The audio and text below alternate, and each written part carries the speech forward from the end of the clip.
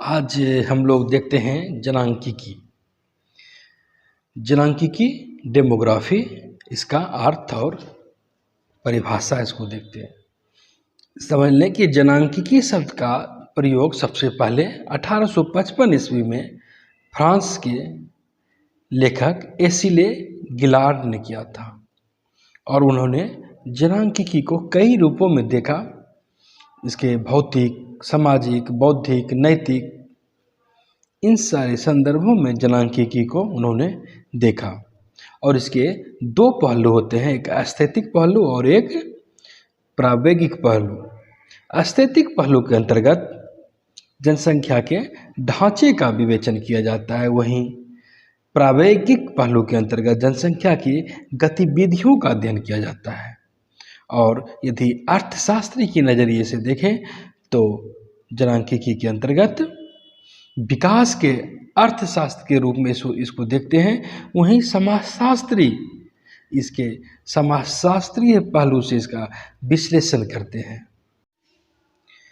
जनांकिकी का अर्थ देखें तो यह डेमोग्राफी से बना है और डेमोग्राफी ग्रीक के शब्द डेमोस और ग्रेफो से बना है।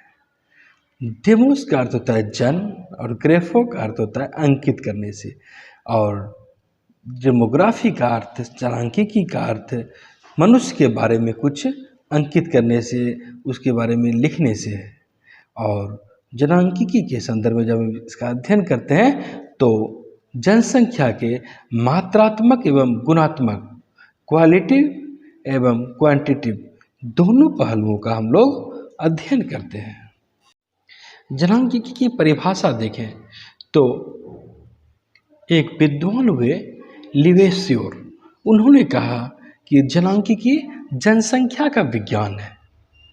यह जनसंख्या का विज्ञान है जो कि गति और अवस्था को निश्चित करता है, अर्थात जन्म, मृत्यु, विवाह, प्रवास, पलायन आदि को देखता है।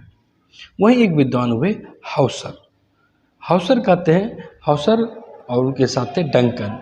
उनका कहना था कि जनांकिकी जनसंख्या के आकार, क्षेत्रीय वितरण और रचना में परिवर्तनों तथा इन परिवर्तनों के लिए उत्तरदायी घटकों जैसे जन्म दर, मृत्यु दर, प्रादेशिक गतिशीलता तथा सामाजिक गतिशीलता, जो परिवर्तन होता है उसी का अध्ययन हम लोग इसके अंतर्गत करते हैं।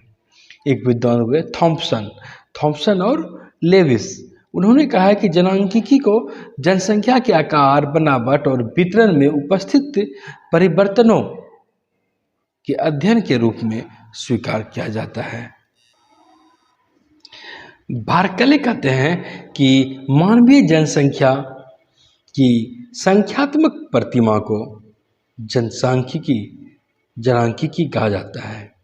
वहीं the shorter export English dictionary के अनुसार जनांकिकी की जो परिभाषा दी गई उसमें कहा गया है कि जनांकिकी मानव शास्त्र की वह शाखा है जो जन्म, मृत्यु, रोग आदि का अध्ययन करती है, उसकी समग्रता में उसका अध्ययन करती है।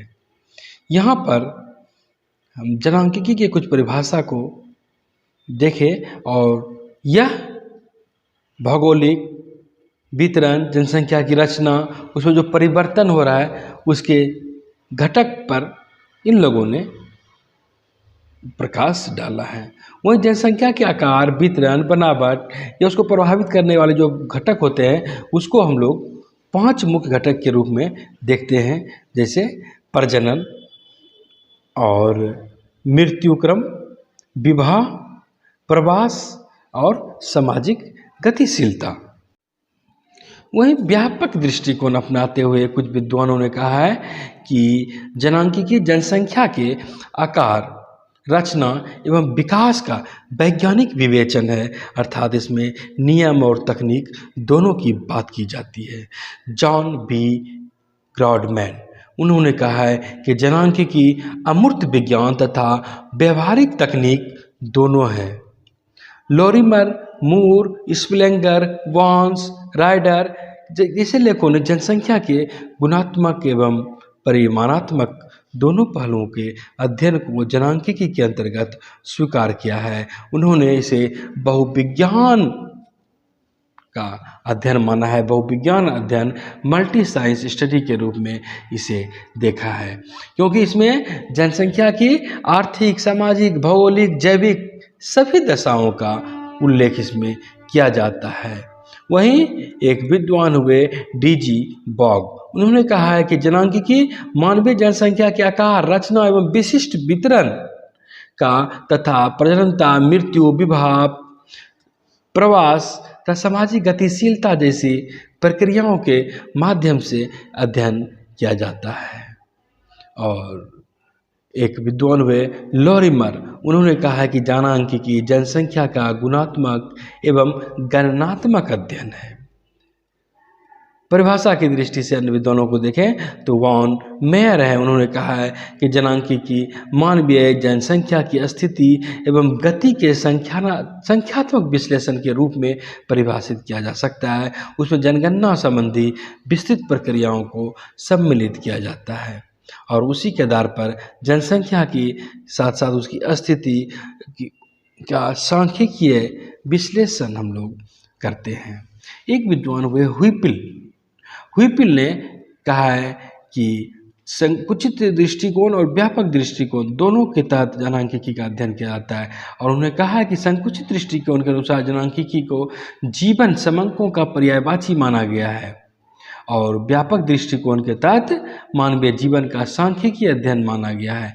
अर्थात व्यापक दृष्टिकोण में जनांकिकी जनसंख्या की स्थिति एवं गति के विश्लेषण से संबंधित जनगणना एवं दूसरे अन्य बिंदुओं को उसमें सम्मिलित नहीं किया जाता है, अपितु वंश परंपरा, मानव मिति और जो सुप्रजनन तथा सांख्यिकीय रोग विज्ञान आदि को इसमें सम्मिलित किया जाता है।